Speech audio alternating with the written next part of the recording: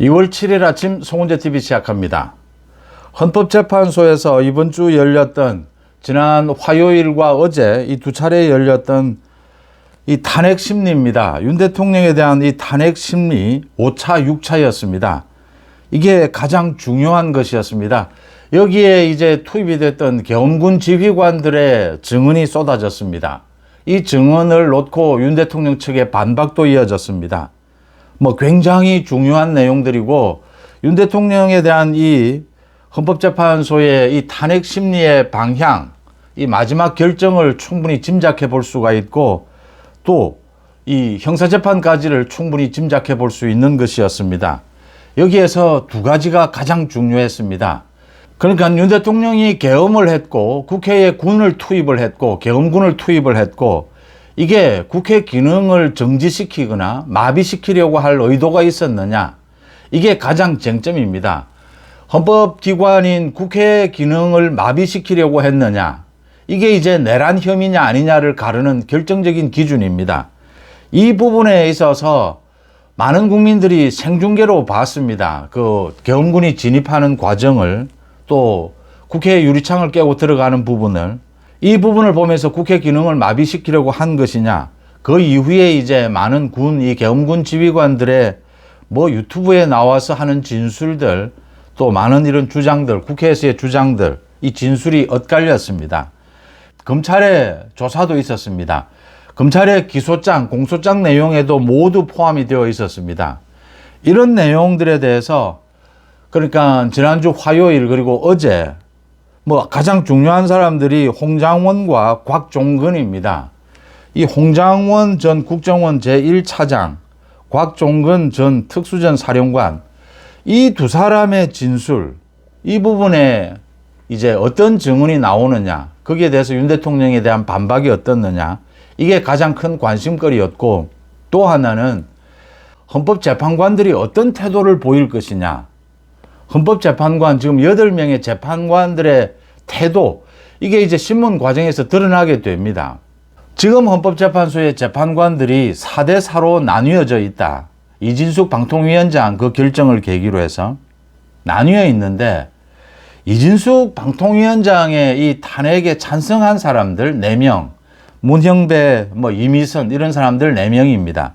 이 4사람은 특히 문형배는, 이 헌법재판관들은 대부분, 또 판사들이 모두 마찬가지입니다. 어느 정도 합리성을 갖추고 있어야 합니다. 그런데 문형배는 완전히 좌측으로 극좌가 아니냐. 어느 진영이든 이 극단적인 세력은 합리적인 이 헌법재판관, 법관이 될 수 없는 자격을 갖추지 못했다라고 하는 것이죠. 이렇게 4명은 한쪽으로 편향이 되어 있다. 이건 법관의 자질이 안 되는 사람들 아니냐. 이 부분에 대한 의문이었습니다. 그래서 재판관들이 이 심리에 어떻게 대하느냐라는 재판관들의 태도, 그 다음이 내용이었습니다. 지난 2개월 동안 저는 여러분들에게 이렇게 논란이 되고 있는 부분에 대해서는 전부 평가를 내리지 않았습니다. 검찰의 공소장이 나왔지만 평가하지 않았습니다. 이 헌법재판소의 증언을 들어봐야 한다. 또 앞으로의 이 진행 과정, 공방전을 지켜봐야 한다. 제가 평가한 것은 전 국민들이 생중계로 본 부분이었습니다. 비상계엄이 있었고 포고령이 떨어졌고 국회에 계엄군이, 숫자는 적었지만 계엄군이 진입을 했고 유리창을 깨고 들어갔습니다. 일부 국회의원들의 진입을 막았습니다. 경찰에 의해서. 이 부분을 보면서 이게 국회 기능을 마비시키려고 한 것이냐 하지 않은 것이냐, 이건 국회 기능을 마비시키려고 하는 의도로 읽힌다. 비상계엄 자체도 부적절했고, 그래서 가장 중요했던 겁니다. 지난 이틀 동안의 이 증언들, 그 다음 여기에 대한 헌법재판관들의 태도입니다. 가장 중요한 홍장원, 곽종근, 이 증언이 윤 대통령 측이 반박을 했습니다. 윤 대통령 측에서 이런 정도까지 반박을 했습니다. 이 홍장원과 곽종근은 이 탄핵을 공작한 것이다. 비상계엄이 있고 난 다음에 거짓말을 퍼뜨려서 윤 대통령에 대한 탄핵 공작을 시도했다라고까지 했습니다.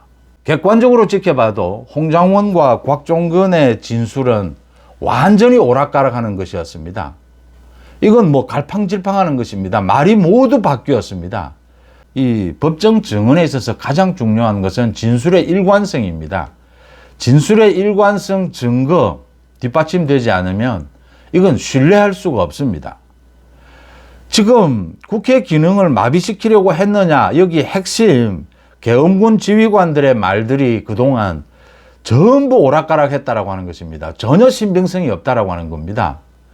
이건 국회 기능 마비라는 부분, 이 부분이 완전히 흔들리는 겁니다.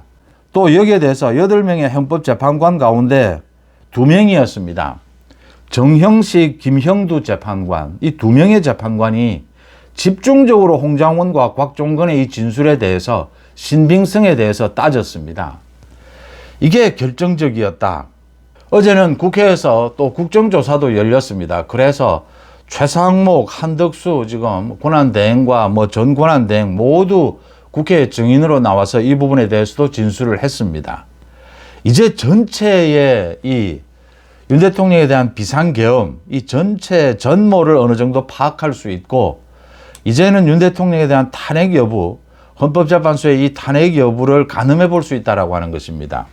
증인들의 증언, 이 부분에 대해서 이게 어느 쪽이 옳은지를 판단해 볼 수 있는 시점이 왔다, 이렇게 보입니다.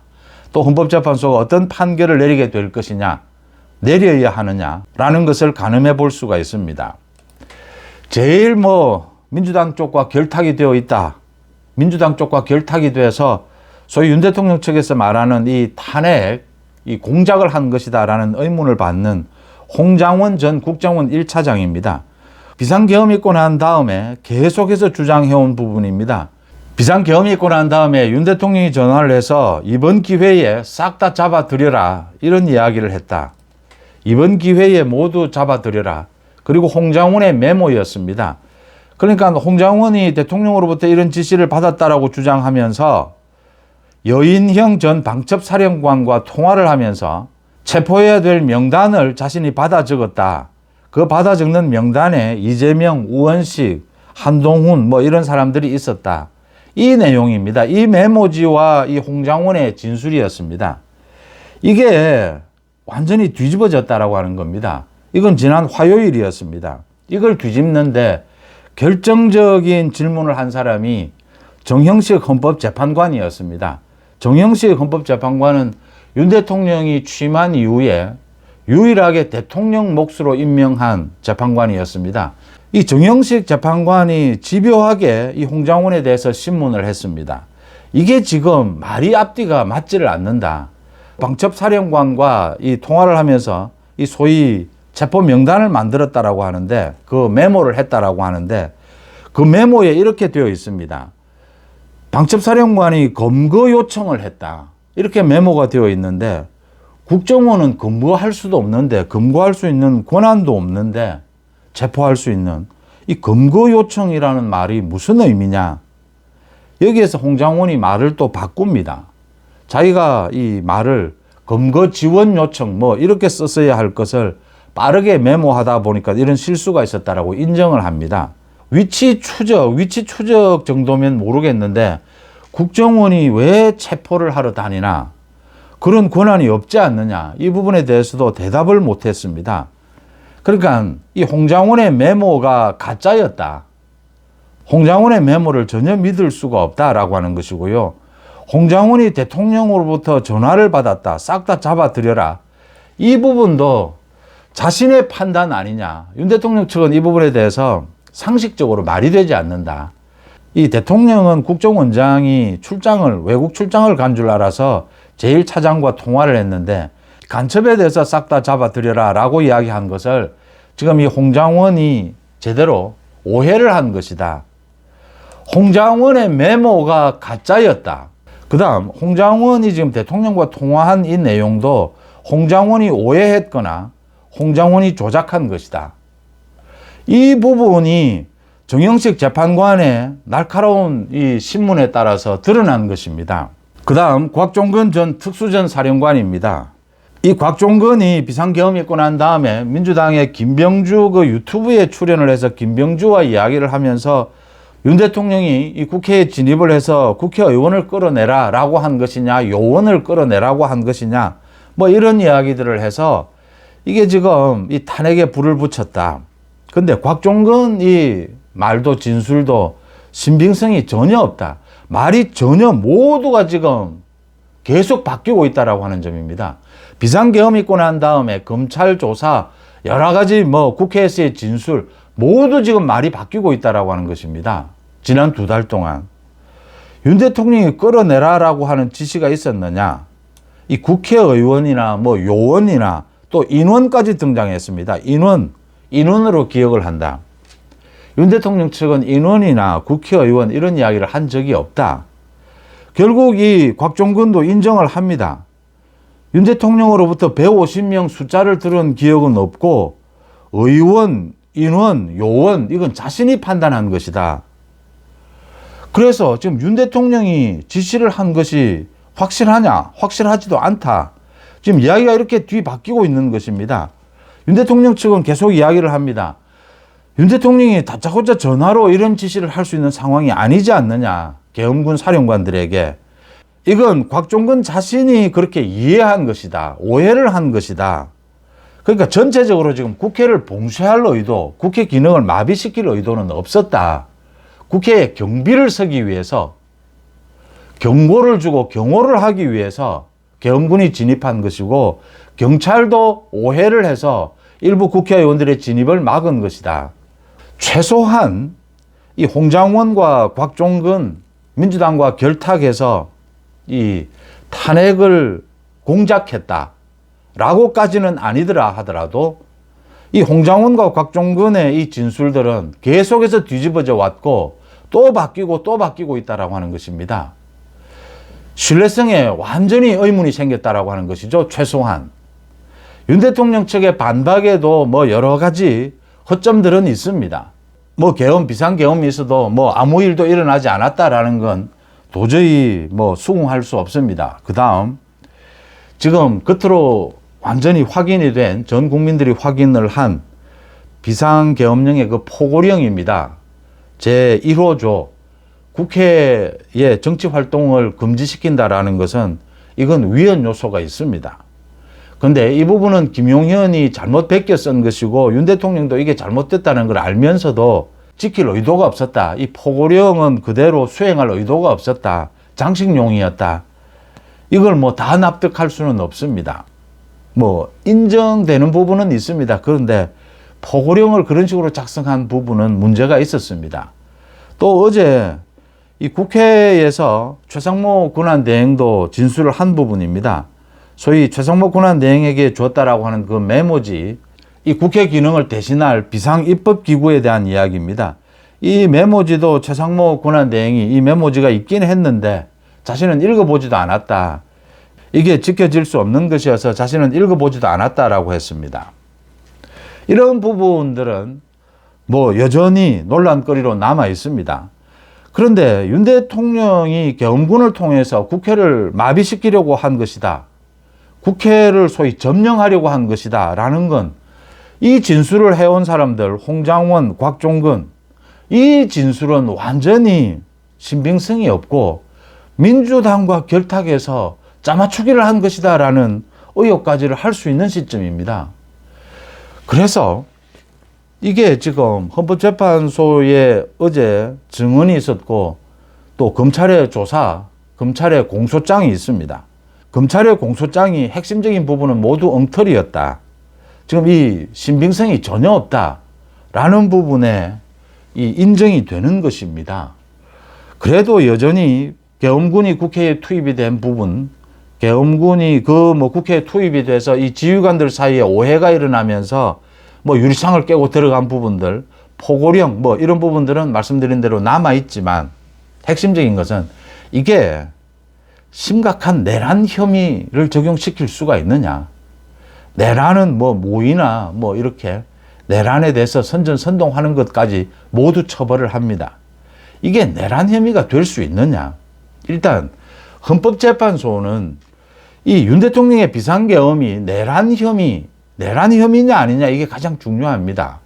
형사재판처럼 이걸 죄를 확정짓지는 않지만 중대한 위법 위헌이 있어야 합니다. 대통령을 지금 파면시키는 일입니다. 대통령에 대해서 사형 선고를 내리는 것이죠. 이건 심각한 위헌 행위가 있어야 합니다. 그런데 대통령 비상계엄에 대한 내란 혐의, 확실한 내란 혐의가 입증이 되어야 합니다.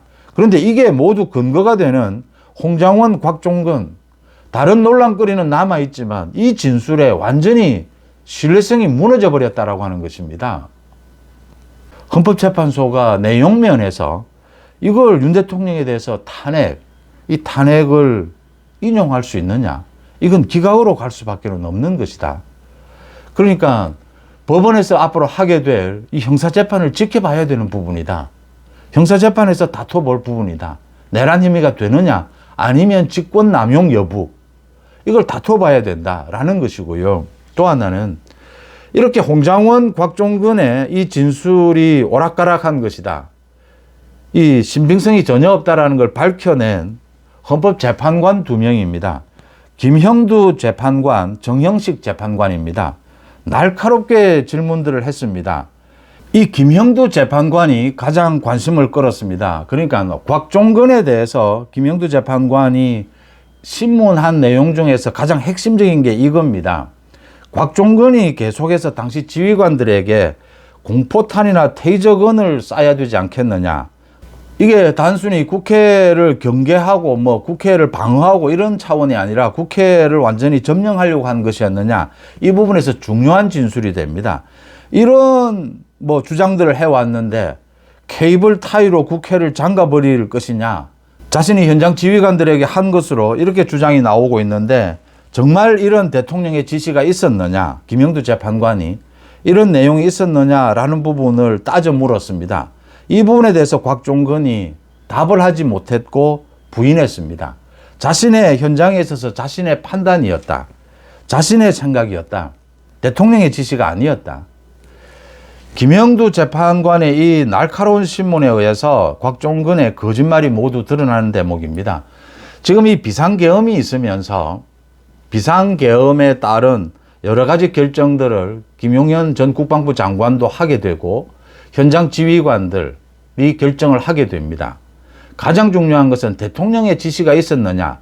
대통령의 지시가 없었는데 오해가 발생하고 현장 지휘관들이 현장에서 잘못 지휘를 내린 부분, 그래서 여러 가지 혼란이 빚어진 부분, 대통령이 알지 못하는 김용현 국방부 장관의 단독 포고령 같은 게 주로 좀 그런 부분입니다. 대통령이 이 검토를 하긴 했다라고 하지만 김용현이 잘못 베낀 부분, 대통령과 관계없는, 윤 대통령과 관계없는 이런 일들에 대해서 김형두 재판관을 비롯해서 정형식 이번에 헌법재판관이 잘 밝혀내서 이 신문을 통해서 이 진술들이 모두 뒤집어졌다라고 하는 대목입니다. 정형식 재판관은 윤 대통령이 임명한 사람입니다. 그래서 보수로서 합리적인 재판관일 것이다라는 추정은 해볼 수가 있습니다. 문제는 김형두입니다. 이 김형두 재판관은 문재인 정부 당시에 김명수 대법원장이 임명한 몫입니다. 김명수 대법원장 시절에 법원 행정처 차장을 지내기도 했습니다.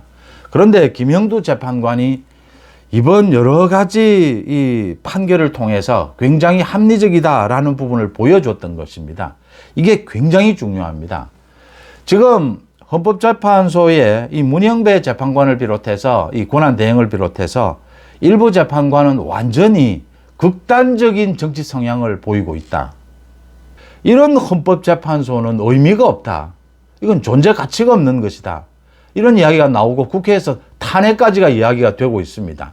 이런 상황에서 지난번 이진숙 방통위원장에 대한 이 탄핵 기각에서 탄핵 찬성한 사람 4명이 있었고 문영배를 비롯해서 탄핵에 반대한 사람이 4명이 있었습니다. 재판관. 이 중에 정형식과 김복형, 조한창은 이 윤석열 대통령이 추천한 몫이기도 하고 조한창은 국민의힘에서 추천한 이번에 이 최상목 권한대행이 임명한 사람입니다. 또 김복형은 조희대 대법원장이 추천한 몫입니다. 그래서 정형식, 김복형, 조한창은 합리적일 것이다 라고 이해가 되는 대목이었습니다. 그런데 한 사람이 있었죠. 그 사람이 김형두였습니다. 김형두가 사실은 이 김명수가 임명한 사람인데 합리적이었다. 김형두가 이진숙 그 탄핵은 찬성할 수가 없다. 이진숙 탄핵은 요건이 되지 않는 것이었습니다. 김형두가 이런 결정을 했다라고 해서 사실은 김형두에게 관심이 집중이 됐던 것입니다. 이 김형두 재판관이 그 이후에도 이번 달 들어서도 그 40억 임명 부분입니다. 이 문영배 등을 비롯해서 이 40억을 임명하기 위해서 지난 3일 40억 임명권과 관련해서 고난쟁의 심판이 선고를 하겠다라고 했다가 2시간 전에 이걸 뒤집고 연기를 했습니다. 이 연기를 하는 과정에서 김형두 재판관이 또 역할을 했다. 합리적으로 봐서 이건 선고를 내릴 수가 없다. 선고를 내려봐야 최상목 권한대행이 절대 따르지도 않고 따를 수도 없다. 이건 국회 내부의 문제다. 헌법재판소가 이걸 가지고 섣부르게 판단할 수 없는 것이다. 김형두 재판관이 이렇게 합리적인 입장에 서면서 지금 번번이 헌법재판소 이 문영배 등을 비롯한 정치적으로 편향되고 극단적인 이런 재판관들의 어떤 결정이 전부 벽에 부닥쳤다라고 하는 것입니다. 그래서 이번 이 계엄군들에 대한 이 증언, 여기에서도 김형두 재판관이 어떤 질문을 하고 어떤 태도를 보이느냐가 가장 관심거리였습니다. 그런데 김형두 재판관이 홍장원이나 곽종근에 대해서 날카롭게 신문을 하면서 이 사람들의 신뢰성, 이 진술의 신뢰성을 드러냈다라고 하는 점에서 가치 있는 이런 상황이 된 것입니다.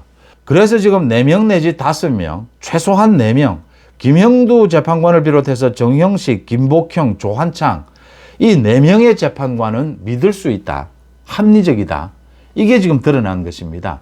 그래서 지금 헌법재판소에 지금 한쪽으로 완전히 기울어져 있는 일부에 저 잘못된 문영배를 비롯해서 저 재판관들을 이 4명의 재판관들이 균형을 잡아주고 있다. 헌법재판소가 이런 상황으로 반으로 쪼개져 있는 이런 상황에서는 윤 대통령에 대한 이 탄핵 심리가 제대로 진행이 될 수가 없다. 시간도 오래 걸릴 수밖에 없다. 이 많은 진술들의 신빙성이 떨어지게 되면서 윤 대통령에 대해서 이 탄핵 기각이냐 인용이냐 이런 상황이라면 기각될 수밖에 없는 것이다. 내용 면에서도 지금 많은 것들이 아직은 남아있지만 지금 핵심적인 내용들은 신빙성이 없다라고 하는 것입니다. 그래서 이게 탄핵 기각 쪽으로 무게가 실리게 되면 아마 헌법재판소에서 이걸 심리를 하는 게 시간도 많이 걸릴 수밖에 없고 윤 대통령이 형사재판을 계기로 해서 헌법재판소의 이 심리는 중단해달라, 정지해달라라고 청구를 하게 되면 정지할 가능성도 매우 높아지고 있다라고 하는 것입니다. 윤 대통령에 대한 탄핵 기각될 가능성이 높아지고 있고 이 심리 자체가 정지될 가능성도 높아지고 있다라고 하는 것입니다. 윤 대통령에 대한 비상계엄, 이 탄핵을 놓고 뭐 그 부분에 대해서 찬반이 있더라도 지금 이제 2달이 지난 지금 헌법재판소의 이 탄핵 심리, 이건 헌법재판소의 태도나 이 비상계엄의 내용 면에서 윤 대통령에 대한 탄핵 기각될 가능성이 매우 높아지고 있고 이 탄핵 심리 자체가 굉장히 연장되거나 탄핵 심리 자체가 중단될 가능성도 매우 높아지고 있다라고 하는 것입니다. 송재TV 마칩니다. 고맙습니다.